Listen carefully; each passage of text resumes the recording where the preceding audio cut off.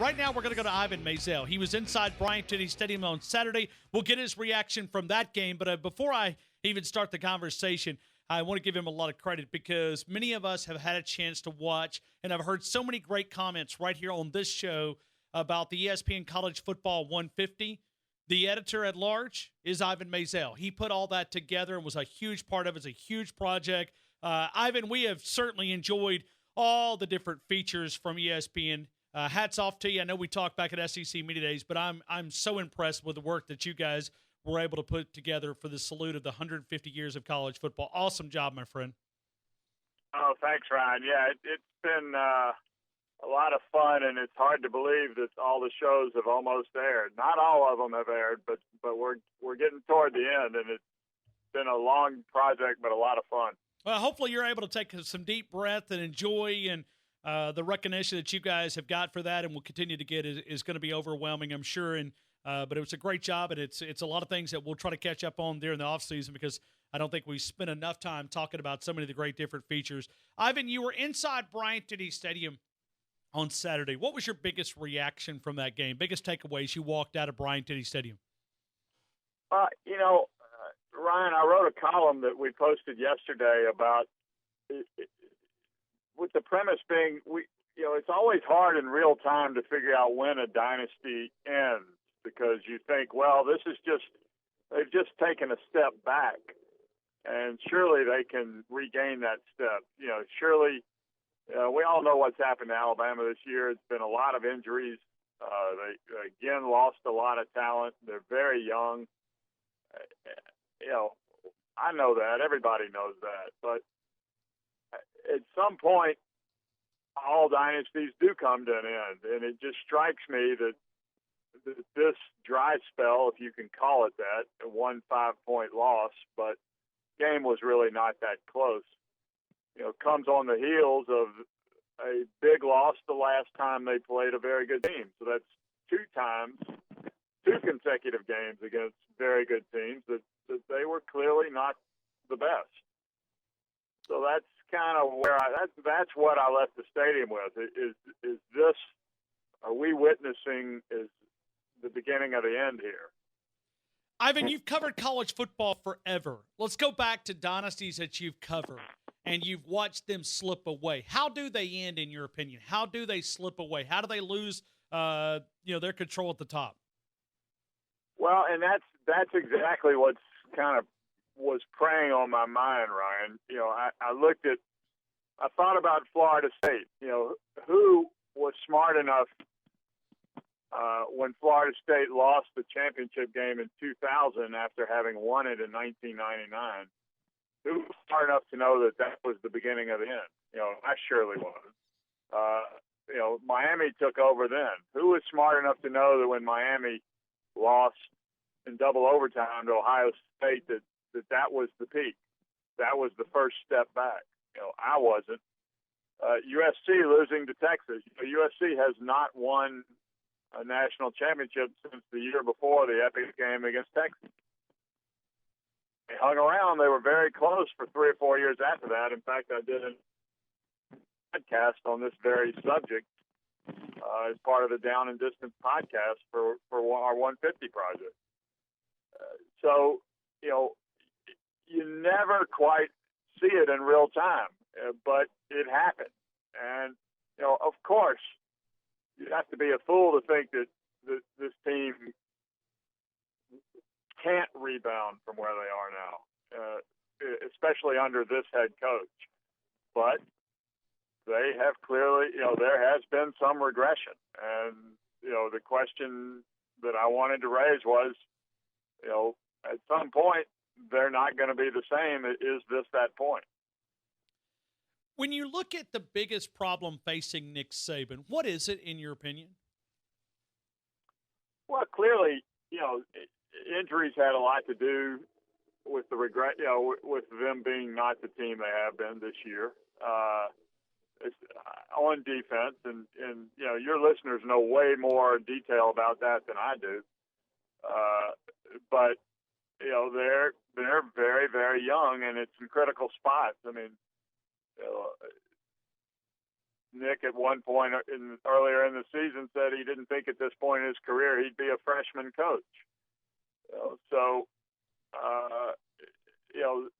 And it was okay as long as they could outscore people. But Tua got hurt on a totally normal play, kind of just a regular football injury. But he wasn't the Tua we've come to expect. He did a magnificent job in terms of just getting back on the field so quickly after that injury. But he was not the guy he had been in the first 8 games of the year, first 6.5, excuse me. So part of it is just the circumstance of football, but those circumstances are always there, and Alabama has always been able to overcome them. Now maybe it's just the bad luck of the injury bug hitting when it did, but they're dealing with things that have caused them to not be as good as they have been. There's a couple things that really grabbed me in your article, and I go about middle way down. Often the end of a dynasty is seen only in hindsight, but when Alabama allowed LSU to score 2 touchdowns in the final 26 seconds of the first half and take that 33-13 lead in the half, there was nothing but discern there. And you go in and you begin to write this about Playoff Boulevard. It looks to be a fixer-upper purchased by those Gen X Orgerons. And it's when you look at that team, I mean, there's so many things that you see that's not like a Nick Saban team. I get private text messages. I'm not going to reveal those, but I've got a lot of people that played under this program that will text me and say, I don't see Coach Saban the same way. Is that a change a good thing? But it's also that he doesn't overreact. I mean, like it's just there's a different change here. There's a different vibe in that building, and I don't know if it is what you're saying or if it's just he's trying to adjust where he can better recruit coaches and adjust a recruiting cycle or whatever it is. But there is a change. I don't know if it's good or I don't know if it's bad, but it's something to certainly think about. Well, he's had an incredible amount of coaching turnover, as we all know. And, maybe that's affected how he's, grew, who knows? I mean, there's any number of things, but, he's always seemed to defy coaching gravity in so many ways. The constant shuffling in and out of assistants, and the fact that he's 68 years old now, and as of a couple of weeks ago, and doesn't seem to have lost a step. At some point, all those things that applied to every other coach, they're going to apply to him at some point. I don't know. But it's interesting that you're hearing that from your people. Well, it is. I mean, I've got former players that'll text me and be like, what's going on? What's happening? What's happening? Because the comment that he made yesterday, I thought was really taken back, and we were both inside that room when he addressed a comment on Saturday night talking about the defensive struggle, and I don't know if it's the total offense in this game has changed, and it's hard to defend. I mean, you're having a lot of defenses that really struggle. But 25 missed tackles, that's not a schematic problem. That's a fundamental problem. You missed 25 tackles in a game? I would be willing to bet that's probably the largest in the Nick Saban entire 13-year tenure. I mean, I don't know that for sure, but I mean, I've watched a lot of football here. 25 missed tackles? Yeah, it's got to be. You're exactly right. It may not be first, but it's got to be up there. And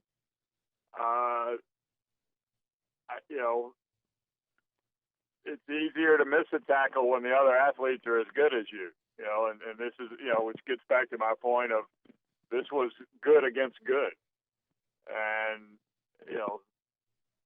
maybe that's it. I don't know. We don't know what it is. And it could be that it's temporary, but it could be that all these little things here and there add up to something. Ivan, final couple of questions here for you. Do you think Alabama is one of the best 4 teams in college football? No. I mean, I think they may be 4th tonight, but I think they're going to need a lot of help to be 4 on, December 10th or whatever that day is. So is that just based on their resume or just what you're seeing? Well, it's definitely based on what I'm seeing, but I think it's also based on the resume. I think the schedule did them no favors this year. The league is down, or at least the teams they've played.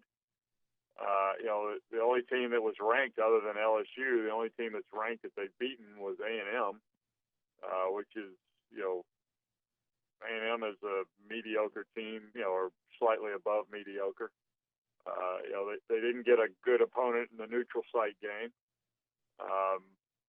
So they don't have the quality wins. What they can say is, when we played a really good team, we weren't at full strength and we lost by 5 points. Is that what you want your opening argument to be? Is that, that's a tough sell when you're going to be up against probably one-loss conference champion. I mean, I don't want to take away what LSU was able to accomplish. I mean, you look at Coach O, we all had him on the hot seat going into last year. What has he been able to do that has got that program believing that they're really a new player in the SEC West? I mean, rightfully so. I think they're the best team in the country. What do you think he's been able to do to get this program from going to hot seat to the pinnacle? Well, it's been a great example of fit. Fit is impossible to define, and yet we know it when we see it. And what I think Orgeron has done since he's gotten there is he's a fantastic job of hiring the right assistants. And it took him a couple of years, but they threw a lot of money at Dave Aranda and got him to run the defense, and he was smart enough to find Joe Brady and pluck him out of obscurity and give him the offense. And he's got Steve Ensminger, who has been there forever, to help guide him into the figuring out how college is different from the NFL. But he's hired a really good staff. Ivan Maisel, ESPN college football analyst, senior writer there at ESPN.com. 12 months out of the year he's did with a project of ESPN 150 that we've been able to enjoy so much as we've worked our way through college football. Ivan, thanks again for jumping on for a couple of minutes. I thought it was a really unique piece that made us all think here in Tuscaloosa. I know a lot of people overreact to it, and trust me, it's been a rough, pretty 48 hours here in T-Town. I mean, I'm hosting a funeral down here. I mean, I've already sung Beulah Land 3 times. I mean, it's just it's crazy. No, they definitely overreacted to me too, but I wouldn't expect anything different. Well, and it's this fan base is bothered with a loss, and there's no doubt, which sometimes, and I tried to convince this yesterday, sometimes that's a good thing.